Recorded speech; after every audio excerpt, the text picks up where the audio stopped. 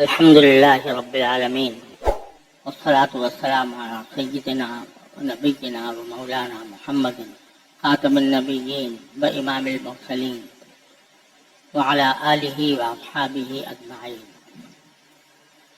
وعلى كل من تبعهم بإحسان إلى يوم الدين. أما بعد،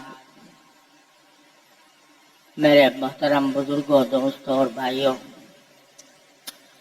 السلام علیکم ورحمۃ اللہ تعالی وبرکاتہ۔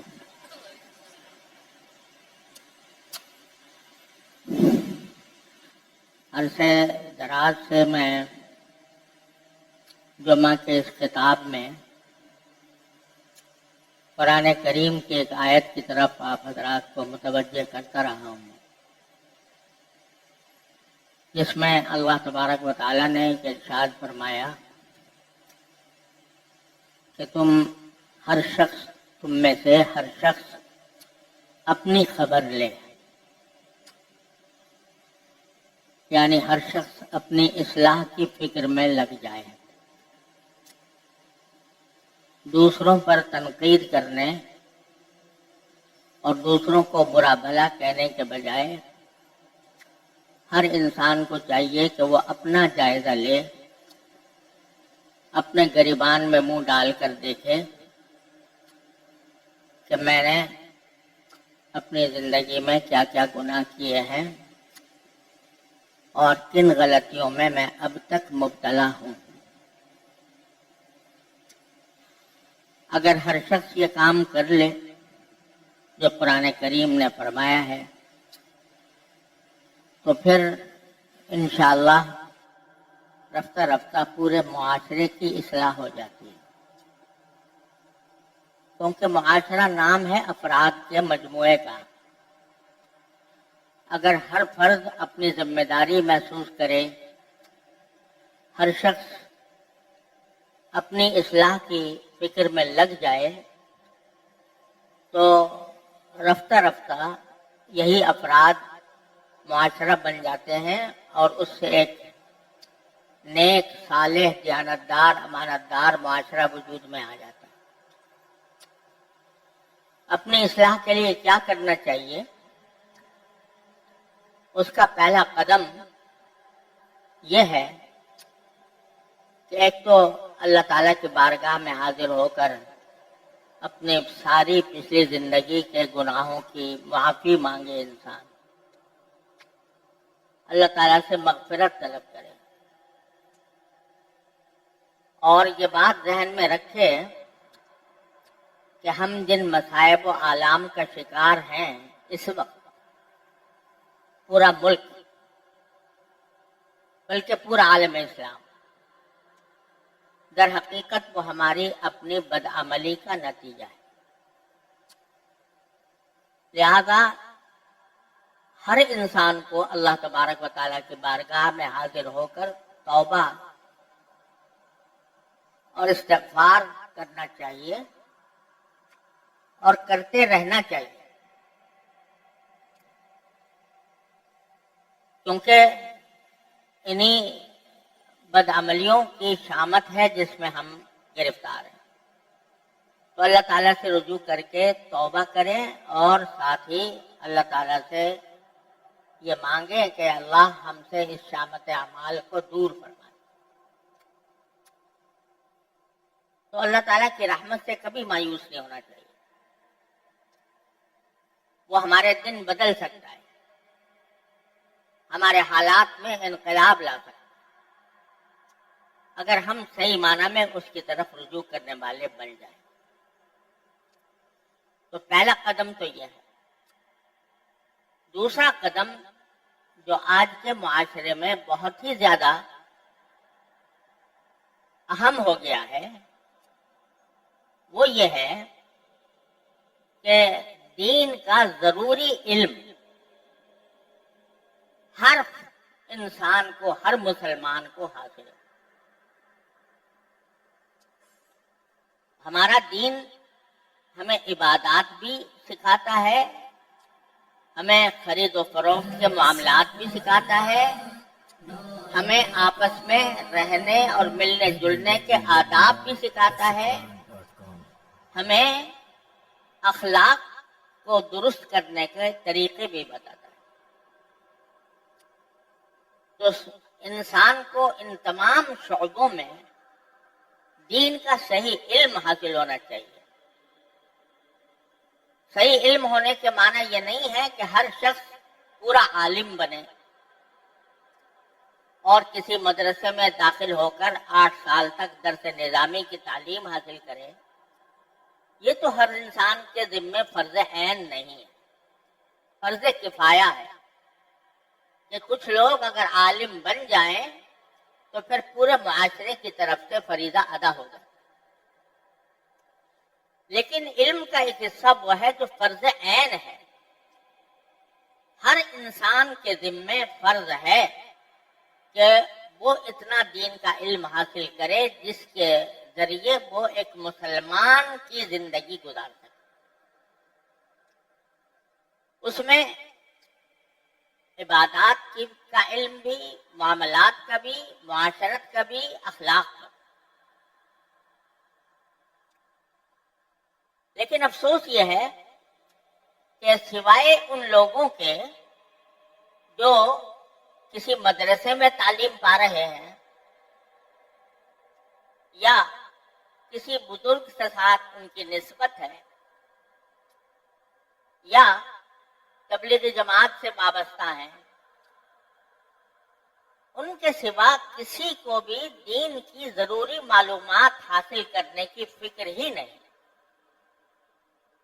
सुबह से लेकर शाम तक की जिंदगी सिर्फ अपने दुनियावी मफादात हासिल करने में खर्च हो रही है और इस बात का कोई अंदेशा नहीं है कि मैं दीन से कितना दूर होता जा रहा हूं। बड़ी बड़ी दरसगाहें बनी हुई हैं स्कूलों और कॉलेजों और यूनिवर्सिटियों की शक्ल में, जिसमें सब कुछ पढ़ाया जाता है जैसा भी पढ़ाया जाता है, लेकिन दीन की बुनियादी मालूमात अफसोस है कि वहां वो भी नहीं दी जाती।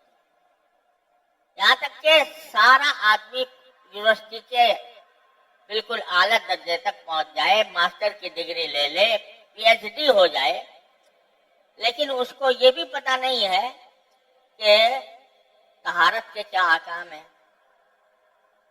वुजू किस तरह दुरुस्त होता है, नमाज कैसे पढ़ी जाती है, खरीदो फरोख्त में कौन सा मामला जायज है, कौन सा नाजायज है, और अखलाक अल्लाह ताला ने कैसे हमें सिखाए हैं। ये बुनियादी मालूमात ही से बंदा काफिल रहता है और उसके नतीजे में दीन से दूरी रफ्ता रफ्ता बढ़ती जा रही है। दीन से तो दूरी हो ही रही है, हम अपनी जबान से, उर्दू जबान, इस उर्दू जबान से बेबहरा होते जा रहे हैं। इस जबान में अल्हम्दुलिल्लाह उलमाए किराम ने दीन की मालूमात का एक बहुत बड़ा जखीरा तैयार करके रखा हुआ है। और अब हालत ये हो गई है कि स्कूलों में पढ़ने वाले तलबा तालिबात, उनको अगर कोई किताब दी जाए उर्दू की कि इससे तुम दीन हासिल कर लो, तो उनको वो समझ में नहीं आती। समझ में इसलिए नहीं आती कि उर्दू जबान को भी सही तरीके से पढ़ने की सलाहियत पैदा नहीं। हमने अपने बचपन में बल्कि लड़कपन तक ये देखा है कि चाहे कोई आदमी स्कूल में पढ़ता हो, कॉलेज में पढ़ता हो, यूनिवर्सिटी में पढ़ता हो, लेकिन उर्दू की बुनियादी इस्तेदाद उसके अंदर होती थी। सही बोलता था, सही लिखता था और सही माना समझता था। लेकिन अब हालत ऐसी हो गई है कि सही लिखना नहीं आता, चंद सतरे उर्दू में लिखना नहीं आता, चंद सतरें सही पढ़नी नहीं आती उर्दू में। नतीजा ये कि दीन की मालूमात का जो जखीरा उलमाए किराम ने उर्दू जबान के अंदर इस कौम के लिए, इस उम्मत के लिए तैयार किया है, उससे बिल्कुल महरूम हो जाता है बंदा। मैंने जब कुरान करीम का अंग्रेजी में तर्जमा किया, पहले मैंने अंग्रेजी में तर्जमा किया था ये सोचकर कि अंग्रेजी में कोई मुस्तनद तर्जमा कुरान करीम का मौजूद नहीं है। ज्यादातर गैर मुस्लिमों के किए हुए तराजिम है, और अगर किसी मुसलमान का है भी तो उसके अंदर गलतियां हैं। तो मैंने ये सोचकर कि अंग्रेजी में तर्जमा करना एक जरूरत है, मैंने अंग्रेजी में तर्जमा किया। उर्दू तर्जमे का मुझे ख्याल भी नहीं आया था, क्योंकि बहुत सारे तर्जमे मौजूद थे। लोगों का इसरार हुआ कि आपने अंग्रेजी में तो तर्जमा कर दिया, कुरान करीम का उर्दू में नहीं किया। तो मैंने कहा भाई उर्दू में करने की क्या जरूरत है, इतने बड़े बड़े उलमा के तराजिम मौजूद हैं, हर तरह के तराजिम है। हजरत शाह रफीउद्दीन साहब का तर्जमा, हजरत शाह अब्दुल कादिर साहब का तर्जमा, हजरत शेखुल का तर्जमा, हजरत हकीम मोहम्मद मौलाना अशरफ अली साहब थानवी का तर्जमा, हजरत मौलाना फतेह अहमद जालंधरी का तर्जमा, बेशुमार तर्जमे मौजूद है। तो मुझे क्या जरूरत है कि मैं वो तर्जमे कोई नया तर्जमा करूं। उसके जवाब में मेरे एक अजीज भांजे, अल्लाह ताला मगफिरत करे, दुनिया से रुखसत हो गए, उन्होंने सारे तर्जमे लाकर मेरे सामने रख दिया और कहा आप इसको पढ़ें और देखें क्या आज का जो नौजवान है वो इनको समझ सकता है। तो मैंने जब देखा तो वो तो अपने मेयार के आला तरीन तराजिम थे, तर्जमे थे, लेकिन महसूस ये हुआ कि आज जिस किस्म के नौजवानों से हमें राब्ता है हमारा, वो वाकईतन उर्दू के ये तर्जमे पूरी तरह समझ नहीं पाते। तो फिर मुझे भी दिल में ख्याल हुआ कि भाई ये जरूरत पूरी करनी चाहिए। तो मैंने आसान तर्जमे कुरान के नाम से कुरान करीम का एक तर्जमा किया और तर्जमे के साथ थोड़ी थोड़ी हवाशी, तशरीह हवाशी भी उसमें शामिल कर दी। उसमें पूरी कोशिश की कि बुलंद इल्मी अल्फाज से जितना नीचे उतरकर मैं सादा से सादा, आसान से आसान लफ्ज इस्तेमाल करूं, ताकि आज के आदमी की समझ में आ जाए। ये मकसद था उसके लिखने का। अब अभी कुछ अर्से पहले मैं एक सफर में था, तो एक साहब मेरे पास वो तर्जमा लेकर आए और उन्होंने कहा कि जी आपने इसमें बहुत मुश्किल उर्दू इस्तेमाल की है, बहुत मुश्किल उर्दू इस्तेमाल की है, जो आज का नौजवान नहीं समझ सकता। मैंने कहा भाई कौन सा मुश्किल लफ्ज है इसमें जो समझ में नहीं आता। तो उन्होंने एक लफ्ज की निशान दी, मैंने कोई एक आध बता दें ताकि अगर बाकी कोई मुश्किल लफ्ज आया तो मैं उसको आसान लफ्जों में तब्दील कर दूं। तो मैंने एक जगह लिखा था कि मक्का मुकर्रमा के मुशरिकों ने मन घड़त बुतों की परस्ती शुरू कर रखी। मन घड़त कहते ये तो बड़ा मुश्किल लफ्ज है, मन घड़त, ये तो समझ में नहीं आएगा। मैंने कहा आप इसका कोई मुतबादिल बता दें मुझे कि भाई मन घड़त के बदले में फला आसान लफ्ज इस्तेमाल करना चाहिए। तो यानी इल्मी इस्तिलाहात और इल्मी जबान से बहुत नीचे उतरकर वो तर्जमा लिखा गया। अब उसको भी कहा जा रहा है कि ये हमारी समझ में नहीं आता। तो भाई कहते हैं कि जी आप, तो मैंने कहा भाई अगर ये समझ में नहीं आ रहा, अल्लाह माफ करे, तो फिर आप मेरा अंग्रेजी तर्जमा पढ़ लो।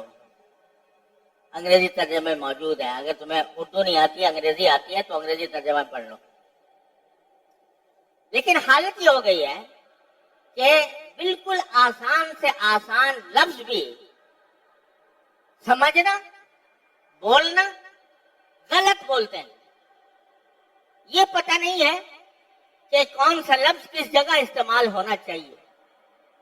عام بات ہے کہ لوگ جب آتے ہیں تو کہتے ہیں میں آپ کے پاس تشریف لایا ہوں, میں آپ کے پاس آپ سے ملنے کے لیے تشریف لایا ہوں, یہ بولتے ہیں. اور جب آپ حاضر ہوں گے, جب دفتر میں حاضر ہوں گے تو اس وقت میں وہاں پر تشریف لاؤں گا. تو یہ پتہ نہیں ہے کہ تشریف لانا کیا ہوتا ہے اور حاضر ہونا کیا ہوتا ہے, کس موقع پر کیا چیز استعمال کی جاتی ہے. اس قدر جہالت بڑھ گئی ہے کہ اردو زبان سے دور ہوتے چلے جا رہے ہیں, جس کا نتیجہ یہ ہے کہ پورا ہمارا جو دینی ورثہ ہے وہ ان کے لیے بیکار ہو گیا. بڑا غلط لفظ میں استعمال کر رہا ہوں بیکار کا, حقیقت میں یہ کہ وہ بیکار ہو گئے, اس ورثے سے محروم ہو گئے اس سے, کیونکہ اردو نہیں آتی. تو اب کس طرح ان کو دین سے